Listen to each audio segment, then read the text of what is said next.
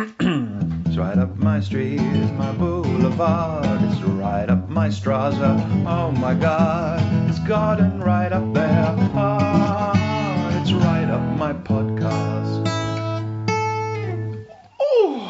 Welcome to Right Up My Podcast. My name's Kate White. And my name's Gwen Watson. And this is the podcast in which we talk to really awesome people about the awesome ways that they have to make us feel good. And this is episode 34, where we are talking to Ellen Mary all about the relationship between gardening and well-being. Hooray! Hooray for Ellen. Do you know what I'm excited about this episode in particular is that for the try it out section, we're going to actually be in our gardens. Yeah, that will be a treat. Absolutely. And looking out the window, I can see that it's blue sky and sunshine today. It's blue sky. It's a super, super cold day. So I'm going to go for hat and scarf and a big thick boot. All the works. And actually, before we dive into any more podcast chit-chat, we wanted to ask you, our listener, to get in touch with us, didn't we? Yes, please. We want to hear from you. While we always bang on about you leaving us reviews on Apple, and we're very, very grateful when you do, we'd also like to hear from you via the email about what you've been doing to make yourself feel good. We'd love to know if any of the things we've talked about on our episode have been helpful to you, if you've done any of the try it out sections, if you've changed anything in your life as a result of what we've been chatting about. Or if you're listening and thinking, I've got a much better way to make yourself feel good, girls, then tell us. No, and no. I've got a much easier, simpler way. You're going to love it. Then please get in touch with us and tell us what it is. We want to hear the good and the bad, what you think about the podcast. We want to hear it all. So email us at rightupmypodcast@gmail.com. Do you know what else I want to know? I want to know, do you listen to the end? Are you like some of our listeners who only listen to the whiffle waffle at the start? Are you a skipper? Do you go straight to the interview? Or do you make it all the way to the bitter end and sing along with the Brian jingle? I want to know. Which one are you? There'll be people listening to this going, the Brian jingle? What are you talking about, Gwen? Oh, my God. Can you imagine if some people never make it to the Brian jingle? It's a personal fave. You're missing out. Dude, you're missing out. Yeah. So anyway, Gwen, what have you been doing to make yourself feel good since we last chatted? Well, I've actually written a list. Oh, brilliant. Right, let's work through it in an orderly fashion. Well, number one, I had a bad night's sleep. And, God, do you know what? I think this is almost identical to our last recording. I was like, I've had a bad night's sleep. But anyway, I thought to bring myself round this morning, I listened to a playlist of 90s house tunes. Okay, I like this. Throw me some names. Who are we talking here? Oh, no, don't make me do that. There was Felix the House Cat. Who else is on there? K-Class, Passion by Gat Decor. None of these are going to mean anything to you, are they? But if I was to play you something like this.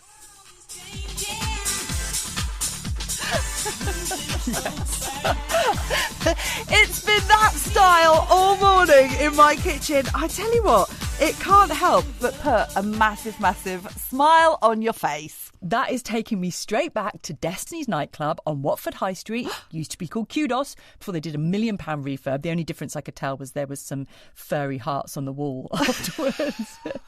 Money well spent. We used to go there. The funnest bit of the night was queuing up outside. That is my memory of Destiny nightclub. All the social interactions that happened in the queue.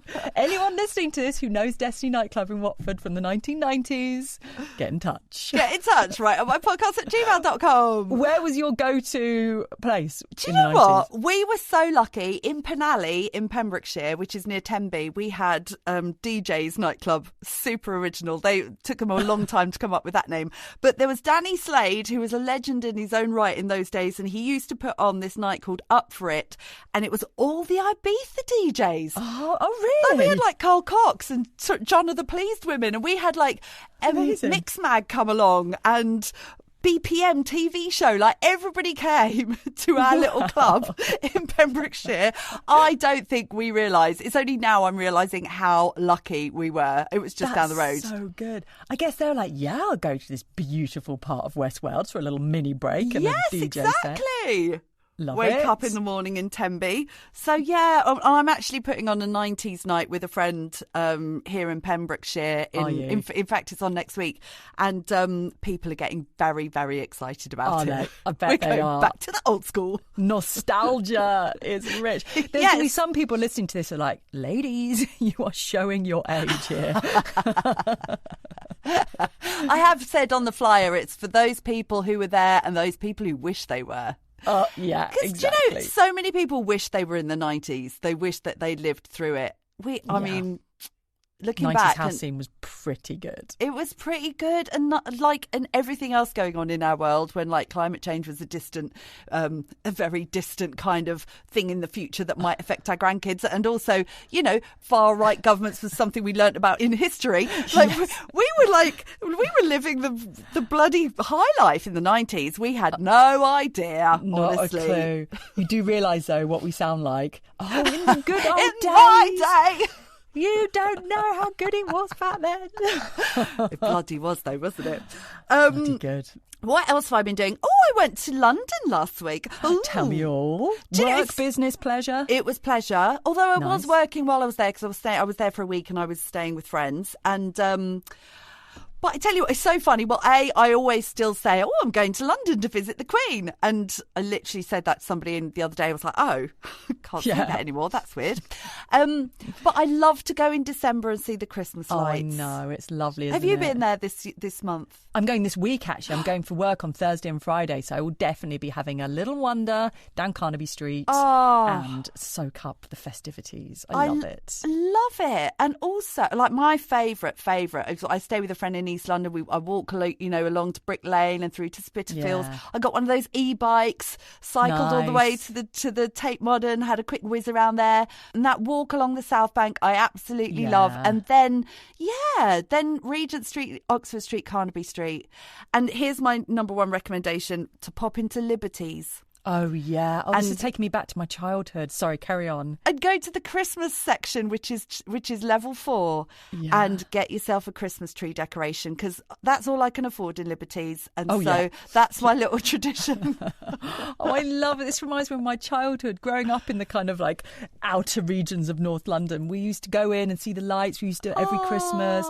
Liberties, that was always on the hit list. The window displays outside Harrods, because they weren't full of stuff to buy. Selfridges. They were just proper scenes with different themes. It could be Beatrix Potter theme, and every window would be a different Beatrix Potter story. And buying little sweet chestnuts off the road. Half of them would be rotten on the middle. Used to love it. Happy days. Then I go back home and listen to some 90s dance music.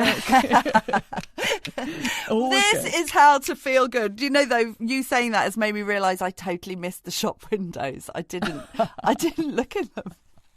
Even at Liberties, I just went in the door and out the other door. Didn't look at the shop windows. What an idiot. How about you, Madeleine? What have you been doing to make yourself feel good? I have been obsessively eating these. Apologies in advance for the rustle. Okay. Ooh. I'm obsessed with them, and every time I ask people about them, they don't know about them. Lebkuchens. Hang on a minute. Show me on the screen. All right. No, I've never heard of them either. Where did you get them? Was that Oh, this is from Sainsbury's, but they sell them in Aldi, anywhere, any quality food What is store. that, German?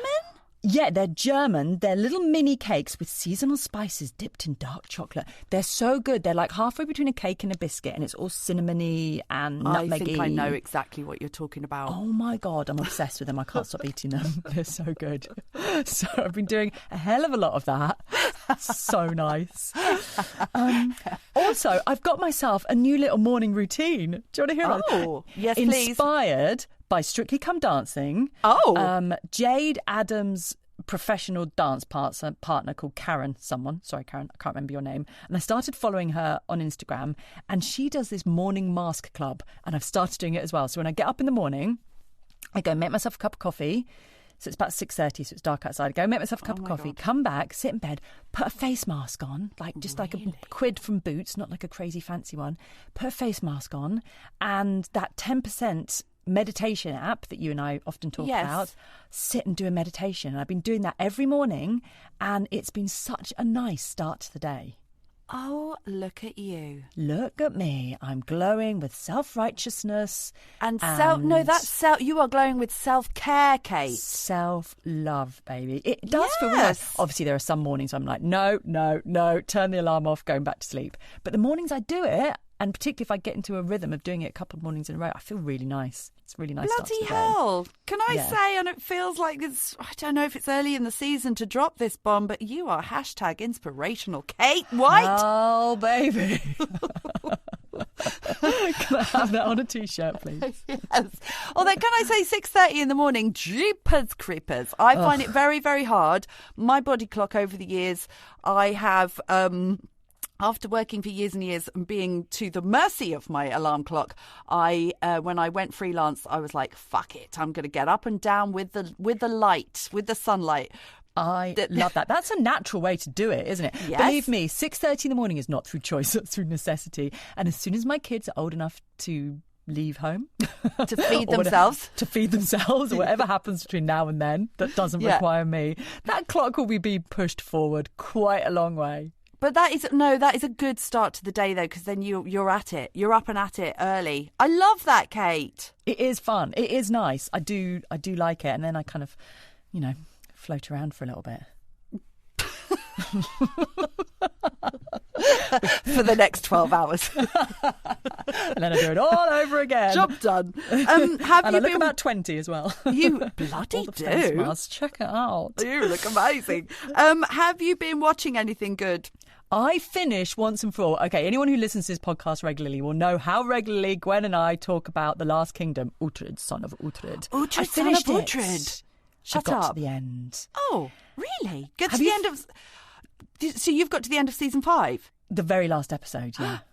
Do you I'm not going to give you any spoilers. Okay, no, because we made it, me and my friend Matt, who comes around every week, we made it to the end of season 4 and we decided we needed to take a mental health break because it's really hard viewing. Everyone keeps dying. Everybody that you love keeps dying. I know, there's some definite heartbreaking moments. I have to admit, season 5, I was like, oh, they have cut the production budgets on this. It suddenly definitely takes a downturn. Oh, no, really? As far as the sort of production levels and the scripting is a little bit fromage as well in season 5. Oh, no, because the script wasn't great anyway. That was not why we were watching Last Kingdom. Uhtred, son of Uhtred. You definitely get a sense of them being like, right, we need to wrap this up and tie it with a bow. They're like, right, tick, tick, tick, solve that problem. Hey. Oh, yes, I have heard spoilers. that season 5 is less bloody. But then there's no season 6, is there? There's just a movie. So we do actually have to watch the season 5 so we can then... There's going to be a movie, apparently. Oh, has this come out yet, or this is still to come? No, I think it's in the new year. Oh, so but do you know what? It's definitely getting into my psyche, though, because I went for a walk with my friend yesterday through sort of beautiful countryside, and I kept thinking, oh, I wonder if back in the Saxon era there was a bloody battle in this hidden vale here. Yes. Yeah. That has been my favourite thing about it, is learning about our history, because I knew nothing really from before the Tudors. No, it's fascinating, isn't it? It really is actually fascinating. Yeah. And learning about, like, I think we've mentioned this before, like even when the Romans were before the Vikings, and these things that I'd never really known. I couldn't have ever confidently said out loud. Exactly. You learn a lot in Last Kingdom. I couldn't even have told you what era Alfred the Great was from before I watched this. Absolutely not. Now I even know what he looks like. Hey, speaking of Alfred, that reminds me, last night, and this is the reason I did not make it to Aquafit this morning, my very first Aquafit class. Fail. I stayed up late watching My Policeman with old Harry Styles. And it also stars the bloke who plays Alfred from Last Kingdom. Oh, yeah, I saw a trailer for this. There's a sort of like love thing going on, like a little sexual frisson between the two. Is that right? There is. Back in the day when sexual frisson between two gentlemen was imprisonable. It was an imprisonable offence. I know. Yeah. So it's kind of like... Don't want to give too much away. It's also got the chick who played Diana in The Crown. That doesn't narrow it down because there's been about 17 of them. But the most recent one. Maybe? Okay. Don't know. I'll Google it, don't worry. I did watch The Crown. Anyway, but then it's like it's them then, which was the end of the 50s, and then it's them now at the start of the noughties. And what's his name? Oh, I can never remember his name. Not Jeffrey Rush. Who's the big gay guy who was friends with Madonna? Do you know who I mean? I don't have a clue who you mean. I'm going to Google it. Big gay guy friends with Madonna. I'm just looking down. Rupert Everett. Oh, I love Rupert Everett. Yes, so Rupert Everett plays one of the characters like in the modern day. So it's them then and it's them now. Yeah. And it is a bit of a heartbreaking tale because it is talking about, forbidden love at that time. But I have to say, I was pleased to see a film with Harry Styles in it finally, because I've been thinking, God, is there nothing he can't do, that boy? I know. And now I can report there is something he can't do. And it acts very well. I mean, is it awful? He is definitely passable. Right. He's definitely passable, but he's definitely a 6 out of 10 rather than an 8 out of 10, and the rest of the cast are much better than him. And it would have been much better had it had somebody else in that role. God. I can still go ahead continue admiring Harry Styles, but not feeling envious about him. So that's... Yes. We have found his limits, and now we can just rest peacefully knowing that he does have limits. Hurrah! Yes. But My Policeman on Amazon Prime, very, very good. My Policeman on Amazon Prime. Okay, I will absolutely not check that out by the sounds of it. It's really good, honest. We'll put this again into the category of things not to watch, as recommended not to watch by Gwen. There was something that I saw that we got an email about today about the podcast that I thought we should celebrate our wins. Oh, go on. Do you want to hear some good news about Right On My podcast? Okay, I feel like we need to drum roll this. We are, brace yourself, the 60th most popular podcast in the Cayman Islands in the mental health category. Thank you very much. And the 83rd most popular in Spain. Gracias. In the mental health category. In the mental health category, yeah. Oh, good Lord. Congratulations. Congratulations. It's right up my podcast. Now, before we get started, we'd just like to remind you about our Patreon. This is where we put all our episode extras for free, and for the price of a cup of coffee a month, you can join the very exclusive Rump Club. Yes, as a member, you will get access to extra Wiffle Waffle from Kate and I, behind-the-scenes content, music and lyrics from our incredible jingles, and we're even going to put some bonus episodes up there too. The funds from Patreon go towards covering our running costs, as well as earning our unending love and gratitude. So if you'd like to become one of our supporters and join the Rump Club, head on over to patreon.com/Right Up My Podcast. Thank you.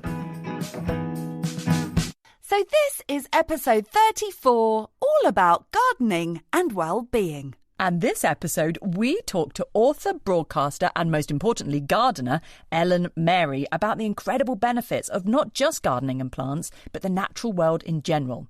Ellen is trained in social and therapeutic horticulture, cognitive behaviour therapy, and she specialises in promoting the benefits of plants and gardening for physical and mental health well-being.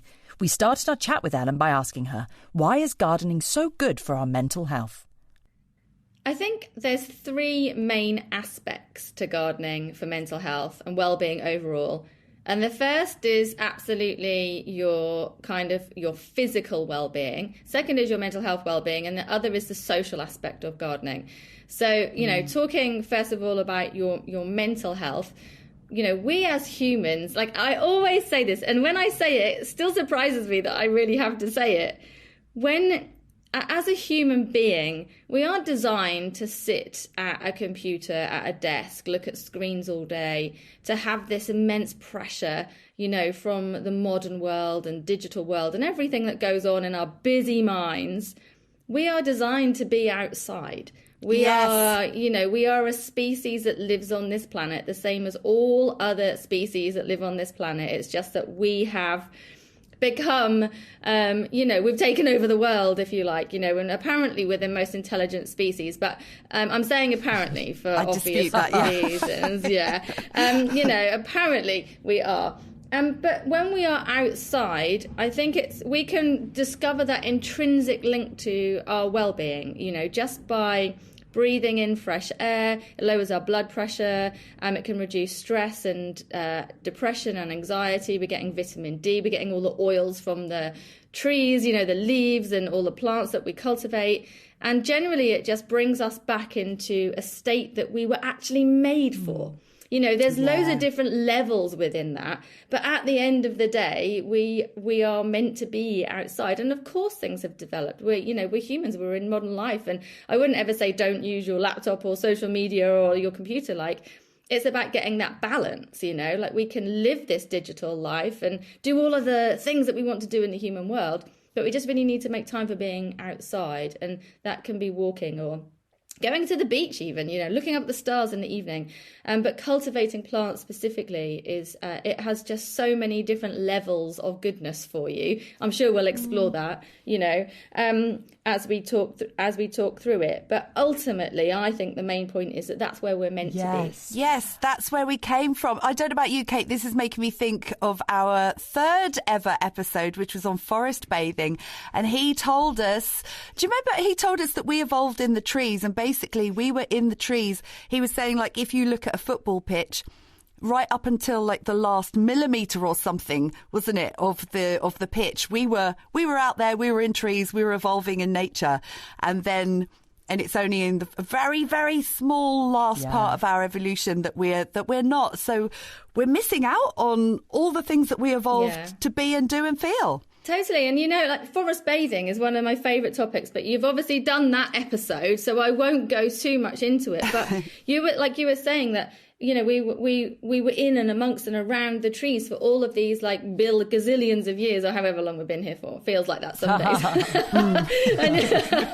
and if you even just think about your own life, when you were younger, you were probably playing around trees. You might have climbed some trees or, So gardening is often about discovering that kind of inner child of ours as well. And we used to climb the trees and hang off the branches, or we might have had a rope swing hanging off like a branch. And some of my most precious memories are most definitely being outside amongst trees and having that magical experience. And as we get older, we forget it, because we're so consumed with daily life and pressures and stress of the way we live now, that I think now when we go outside, we can just rediscover that inner child again. And trees is one of the ways you definitely do that. And I can feel it in myself. I can feel every day that need to be outside, and that relief when I get that window to go and be outside and be in nature, that kind of just okay, thank goodness, it's all right now. Yeah, if you've been indoors a lot in the day, there's very, very few of us who won't want to get outside for a lunch break, even just a 10-minute breather. Even if you're working indoors and you're not near a window for a long time and you can't look out, that's tough, isn't it, to do. Yeah, so that's awful. It is, isn't it? It's really horrible. There's been some studies to show that for patients in hospitals, if they are during their recovery, if they are near a window, they recover quicker. And their spirits are much higher than those that do not have an outdoor green space or window to look through. So I think these tiny little things, it's our instinct. It's our instinct to go outside. So without thinking really deeply about it, anyone who's not interested really in the outdoor world or gardening or anything else, they will still go, I just really need a breather. I really need to get outside for some fresh air. So you need to take that instinct, do you know what I mean? And go, why does this make me feel so good? And do more of it. Yes, do more of it that makes you feel good. I saw this really lovely quote on your website or one of your channels that says, be in nature for 20 minutes a day, unless you're super busy, and then you need to sit in it for an hour. And I love that. Yeah, it's the reverse of what you would think, isn't it? Because it's well, I'm really busy. I don't have time to do that. I can only grab 10 minutes. But actually, if you are super stressed or super busy, you should be doing at least 40 minutes a day, an hour or more. And you will find your productivity increases, your efficiency, your motivation, and just all in general, you will feel better. And there's no better place to do that than in your garden. Well, Gwen, unless you wanted to say more on that, I was going to say let's get into the nitty-gritty then of gardening. Well, I feel that we've interrupted Ellen actually mid-flow because we've done mental health there. Absolutely. Did you have a list? I forgot myself. Yeah, okay. Oh gosh, honestly, I run away with it too. I get so excited when I get the opportunity to talk about it to anyone. I'm like, woo!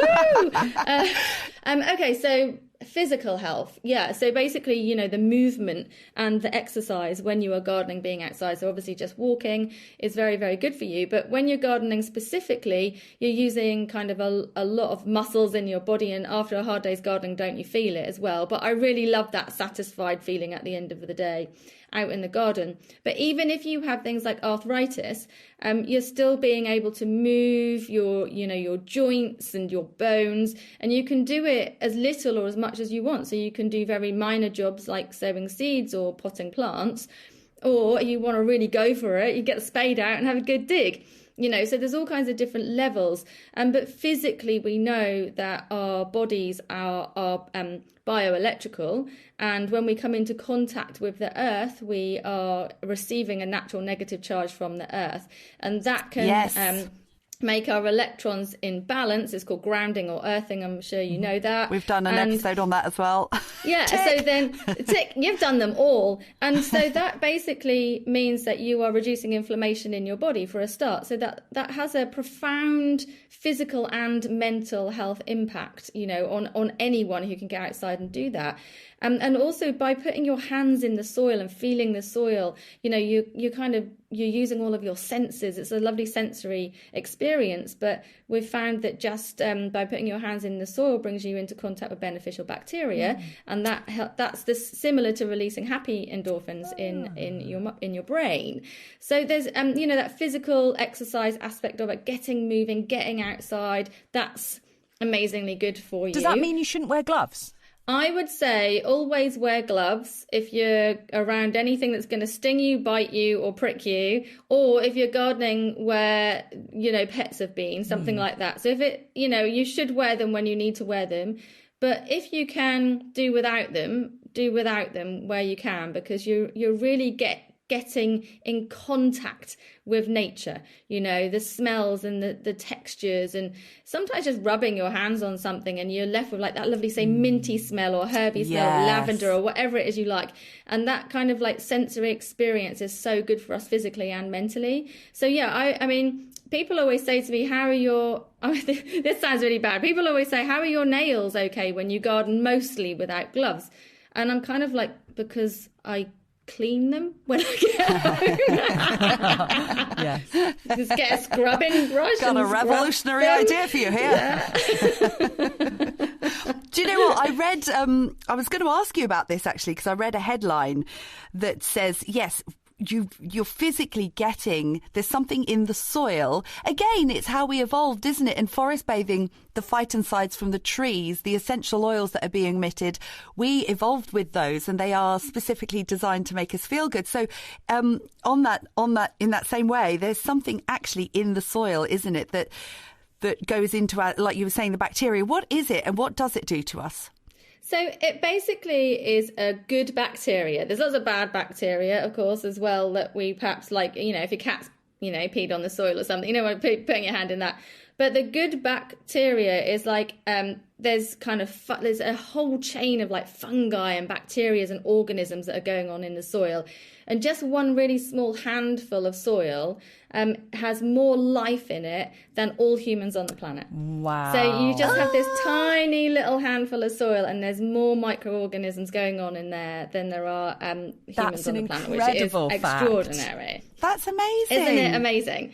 So not going totally off track here, but our soil is super important. Without good soil, we are unable to cultivate, and we would have flooding and pollution, and we wouldn't be able to feed the world. So your soil is really, really important. And don't ever think that the soil in your back garden is no less important than soil on a farmer's field. All of it is really important, because it encourages all that biodiversity and whatnot. But when you come into contact with this beneficial bacteria, it's basically, I think it's to do with both the smell, the touch, it's touching your hand, and I think on a spiritual level, it's more that you are just in contact with the earth. But what it does is it releases happy endorphins in your brain. Yes. And it can help you, lower your blood pressure, relax, feel happy, calm, at peace with the world. And I think that's what gardening really does for you. It's frustrating when I get out of the shower, because I can never ever seem to find a nearby towel. Thinking ahead now, face a kind of scowl. Better when I get one near before I switch the power. This is kind of sounding opposite of grounding, but when I get there, water on my head here, feeling nice there, feeling kind of right here. Though I can't really understand it if you don't share. Don't care, I'm a big man playing with the big boys, and in my head I'm living with the big noise.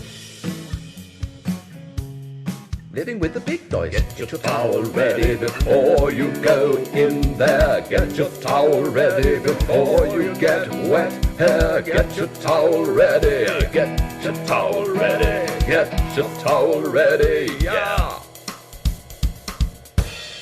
I was going to ask about the colour green. Is there any research about being surrounded by that colour? Because I'm sure I've read something there. Yeah, the colour green is the most calming of all of the colours. So first of all, we know that that's a fact. That there is research into different colours and how they provoke different reactions in your brain. Green is the calming, at peace colour.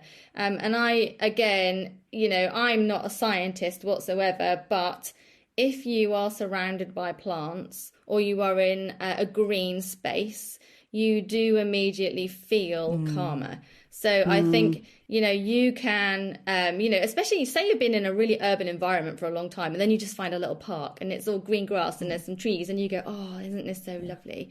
Well, your blood pressure is immediately reducing, just from seeing it and going, oh. When you go, oh, your shoulders immediately relax and your body, calms down.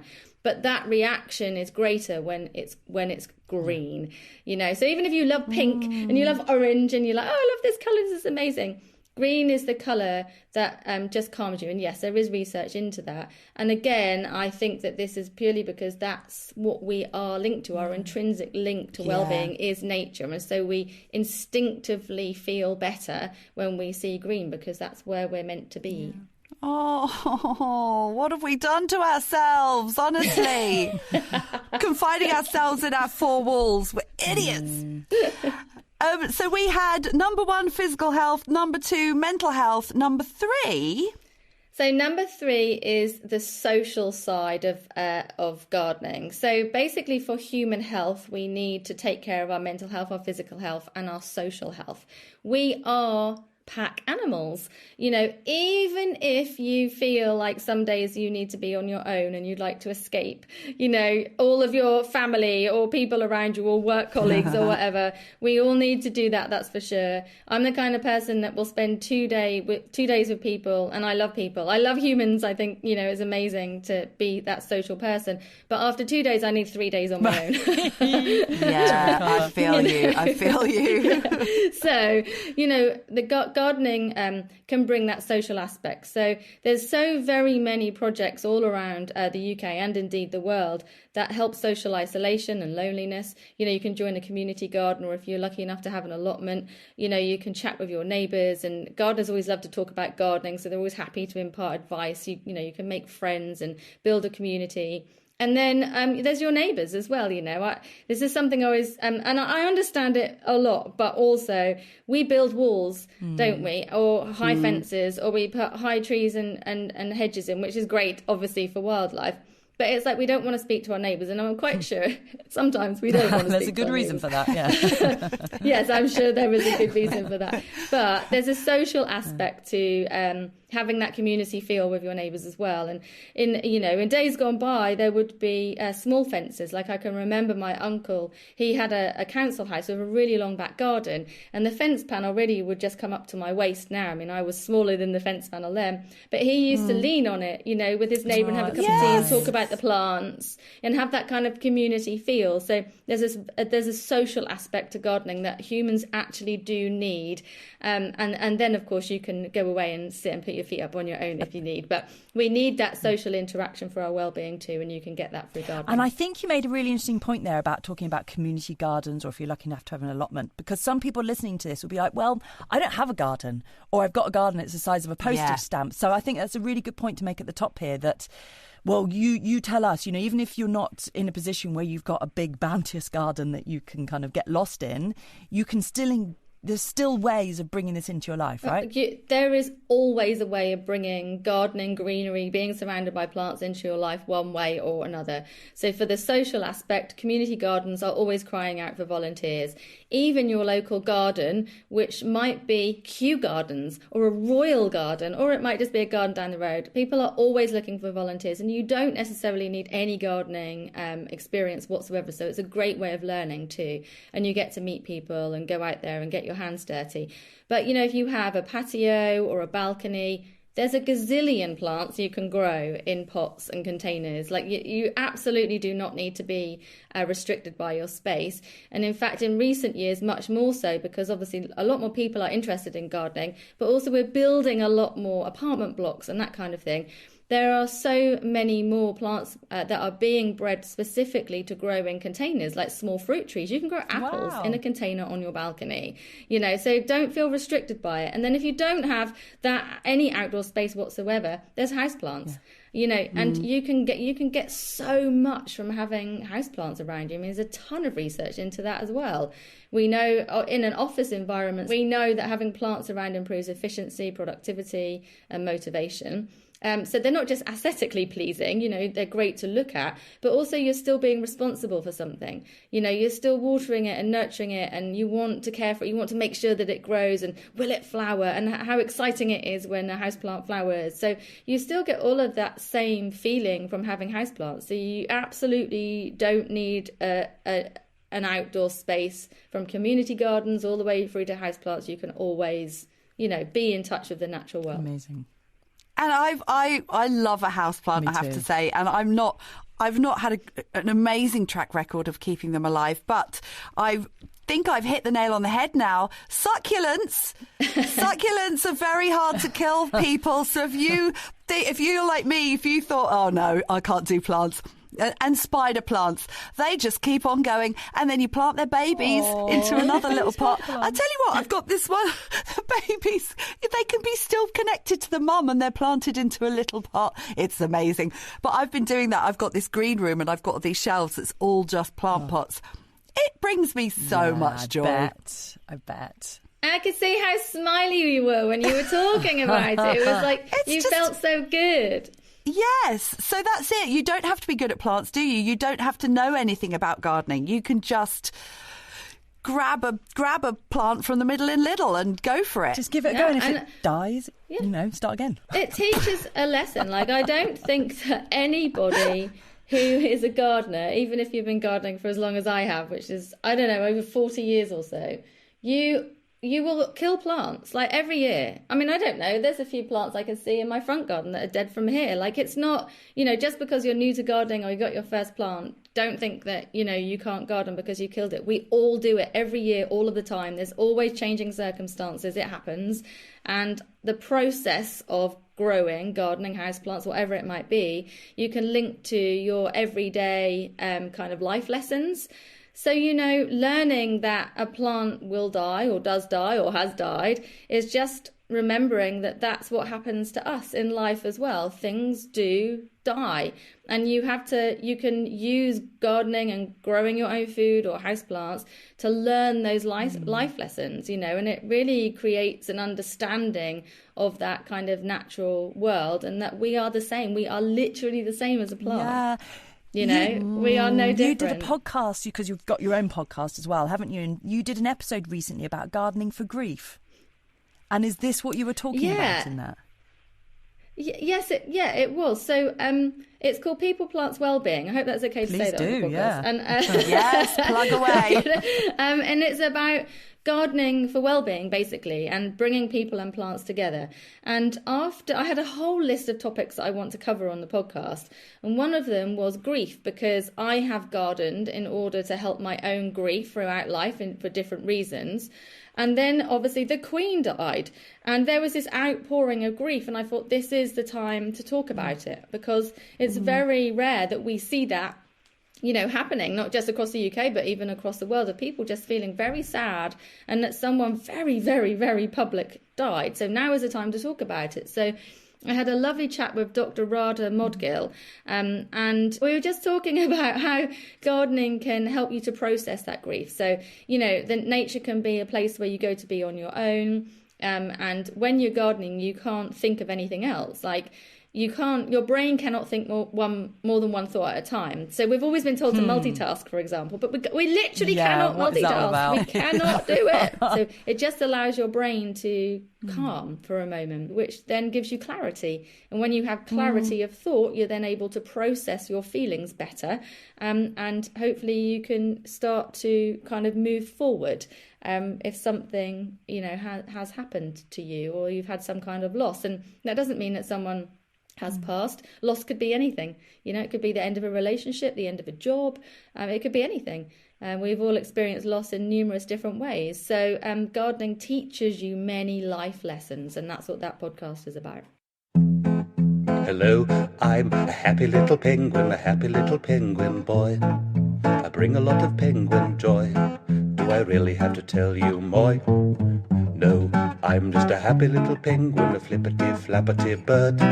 I don't care for hustle and bustle or talking on mobile phones.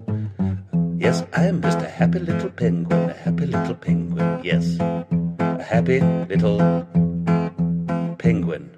So you trained in therapeutic horticulture, didn't you? And you've also trained in CBT, and as well as all your gardening experience and training. But you've sort of really focused on that mental health side of things. So what actually is therapeutic horticulture?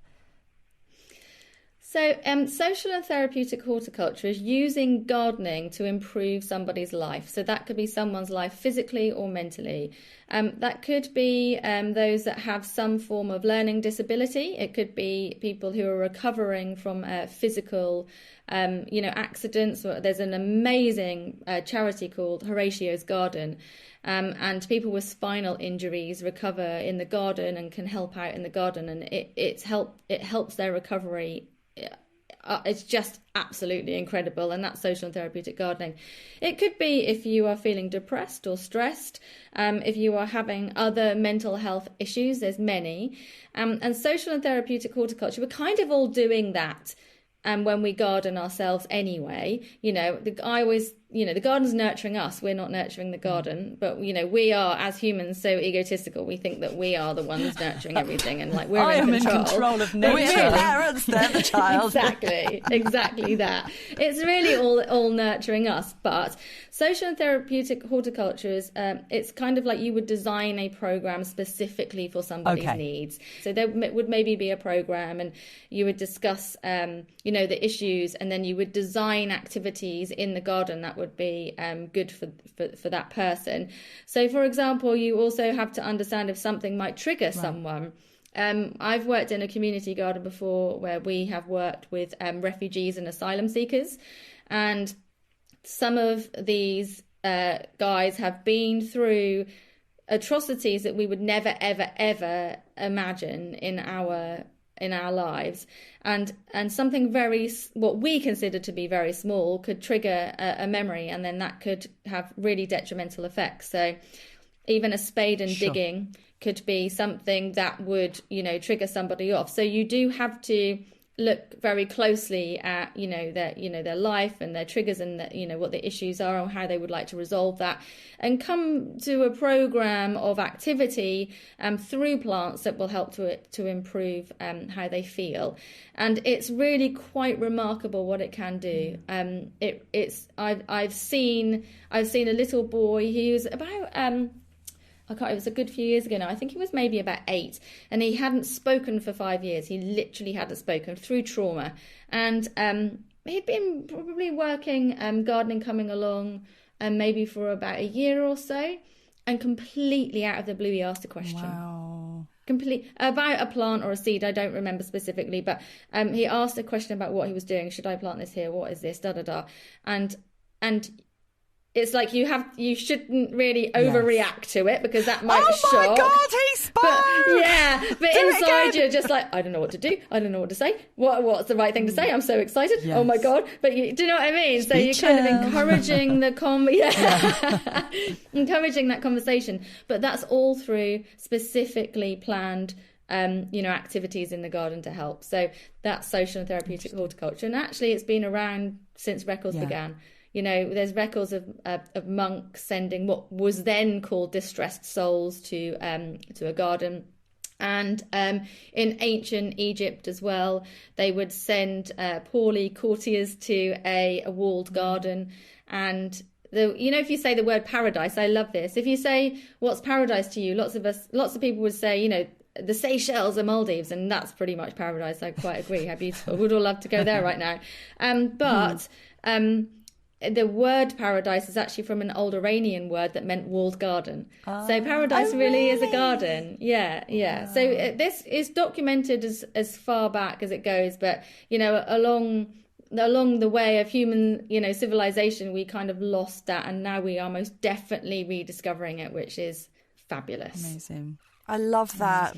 And that really ties in with what you were saying about connection as well, wasn't it? And you mentioned connection on your website, saying how we're all connected.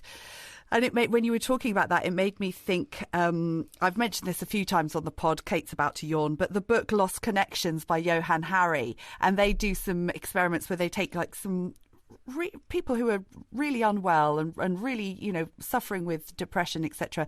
And they created this garden project in a kind of, scrappy, unloved piece of land around the back of a car park in London kind of thing.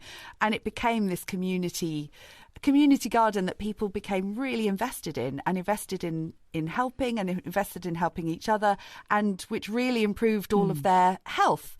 And so there's kind of the two things going on together there, aren't there? There's the therapeutic benefits, but there's also reconnecting. Is that what you meant when you said we're all connected? Well, but first of all, we are all connected as humans one way or the other, but we are all connected within the universe, if you like. Every single thing we do creates an impact. So if you think that you breathing today, which is a miracle in my mind, that, we are able to live here and do that, your breath is creating an impact in the air. And I can remember, I can't remember what program it was now, but some dust from the Sahara Desert was found in the Amazon rainforest, and it was actually needed there. So as in whatever it was growing, it needed this dust from the Saharan desert to be there. And this happens all over the world. So we think that whether we're very far apart or we step on an ant as we're walking down the garden path, doesn't matter, but it does. We are all connected in a far bigger sense than just via our own community. Every single thing we do creates an impact for the whole world we live on. So when I say connection, I really genuinely mean it, because we are connected. And when we go, when we go out into the garden, we've kind of lost this connection with the natural world. And I think this is where you discover how much bigger it is than just you. But I do think it's even more than kind of connecting with the natural world. It's about remembering that we are the natural world. And in order to remember that, we have to reconnect with it, And then once you've done that, you can then realise that actually, what I'm doing here, as weird as it sounds, affects someone who's in Australia. Wildfires in Australia do have, that's to do with us also living how we live here. Like, it's all connected, everything. Yeah. So whether it's, socially connected with your neighbours or at the community garden, or connected to the universe, or connected to someone who lives in the desert in Africa, we are all connected. And you can really feel it and discover that when you are outside getting your hands dirty, around plants and understanding how life works. So connection on a big scale means remembering that we are the natural world. We're no different.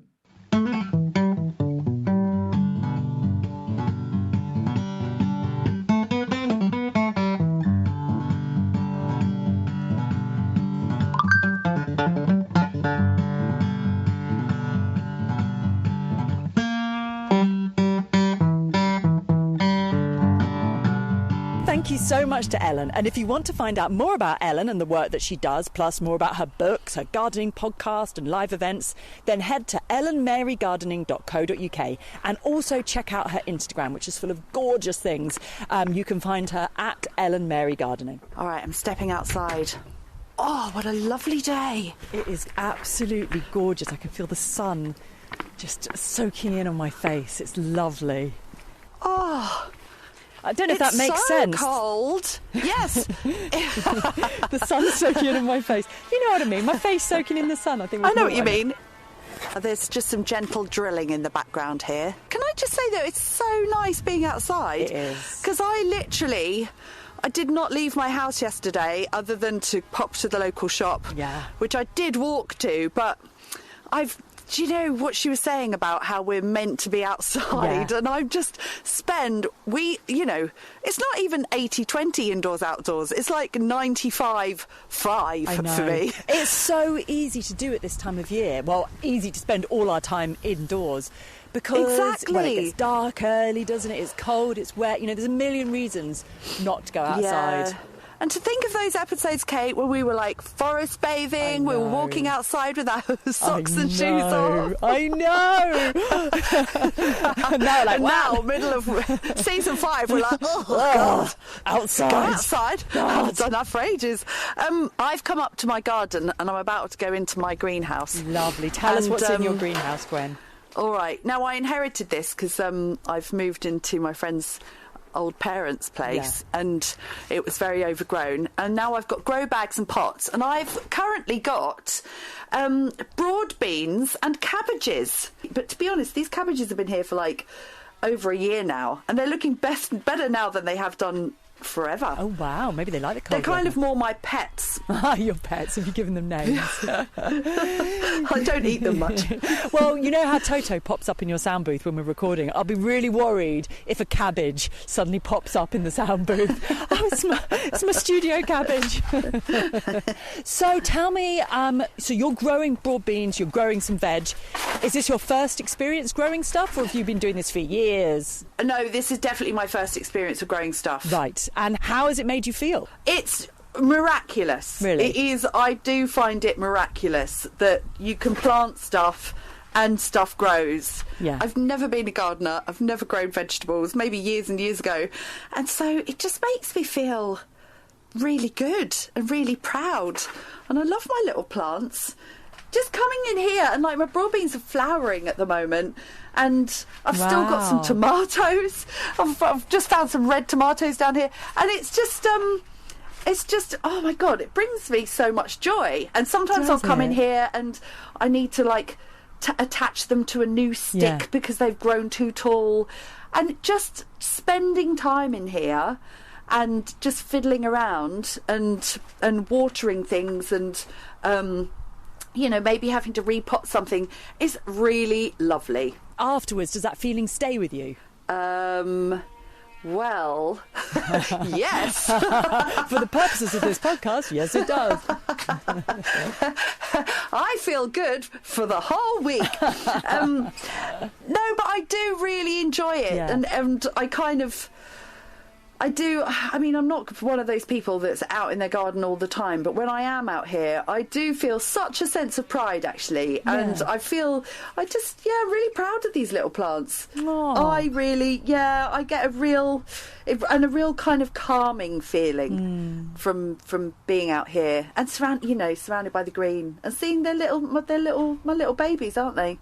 Yeah. And seeing how they're doing. How about you, my love? Are you growing stuff? Well, it's funny, I always used to think of a garden, like I've always loved being in a beautiful garden, but I always used to love it from a perspective of I kind of want to sit and drink wine in it, as opposed to roll up my sleeves and get my hands into the soil. But then I moved also good. But when I moved into a place that did have a bit more outdoor space, I was like, right, well, I've got to actually kind of force myself to engage with it at a slightly more hands-on level. And I found it I've surprised myself how much pleasure I've taken from it, and I find it almost like weirdly meditative, like focusing in on some minutiae little thing that you're doing. And what I found recently, particularly going back to what we were saying about, it's getting dark and it's cold and you're just inside all the time, kind of forcing myself to get outside and tinker around or do whatever the gardening thing that I need to do is, even if it's something really small, like just cutting back some dead bits. I felt a lot more like engaged with the natural world around me, and a lot more engaged with the kind of the changing seasons and the little things that are happening that you don't realise are happening. It's too easy to look out from the inside and be like, oh, it's just going to be like dead and barren now until spring. But actually there is still stuff happening, and there are like little shoots of certain plants that are just kind of like the new growth for next year coming through. And I don't know, it just makes that turning of the seasons. It makes you feel a bit more connected to it. And suddenly it feels pleasurable as opposed to being like, oh my God, can someone forward wind till spring, please? It's like, oh, actually, look at this. This is nice. This is what's happening in the natural world around us right now. And it's nice to be a part of it as well. It is. Isn't it? It is. And I don't want to sort of start repeating what we said in our chat with Ellen, but that just removing those barriers between us and nature, removing that feeling of being other, and feeling like you are actually part of nature, even if it's something really simple like having your hands in a pot of soil, that feels really nice. And also, and knowing that you're contributing to the lives of these plants. Yeah. Completely. And you're creating something, not getting a bit of a God complex here, but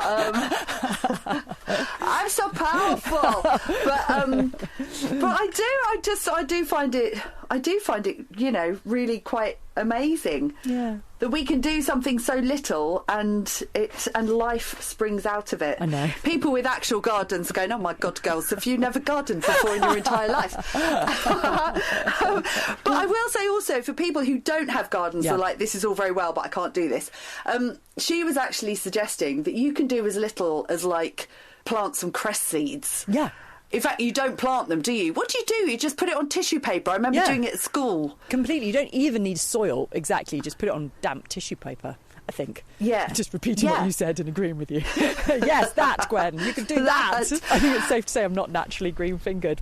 So, Kate, is it something that you are going to do again? Or continue doing? Yeah, absolutely going to continue doing. Now that I've actually got a bit of space to do it in as well, I really am. I really get a lot of pleasure out of it. What about you? Sorry, as we were talking, I've just walked under a tree and it's hooked me in my hair, and I'm currently dangling from a branch. You're currently stuck onto an apple tree. Okay. You are such a professional, though, that nobody would ever be able to tell. I've released myself from nature. What about you, Gwen? Are you going to carry on growing your beans? Yes, I definitely will. I think I've decided that some things are just really not worth the effort, like the tomatoes, the amount of water and attention that they got. I'm definitely going to just buy those in future. But I'm very proud of my broad beans. Very happy I've got a greenhouse full of them that's going to bring me joy in the new year. So, I highly recommend it, and I'm going to keep doing it. Faux show mo fur. That was a brilliant out. Faux show mo fur.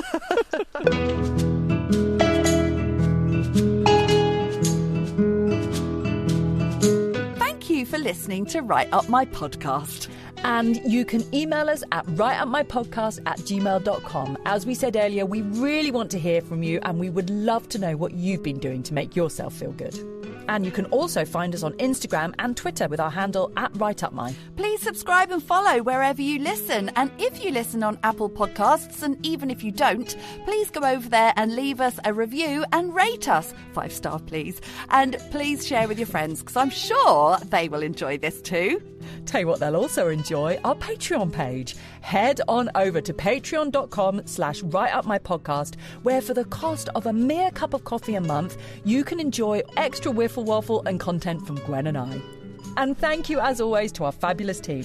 That is Andy G, our music maestro, and Erica Francis George, our designer. Thank you, you guys. You're awesome.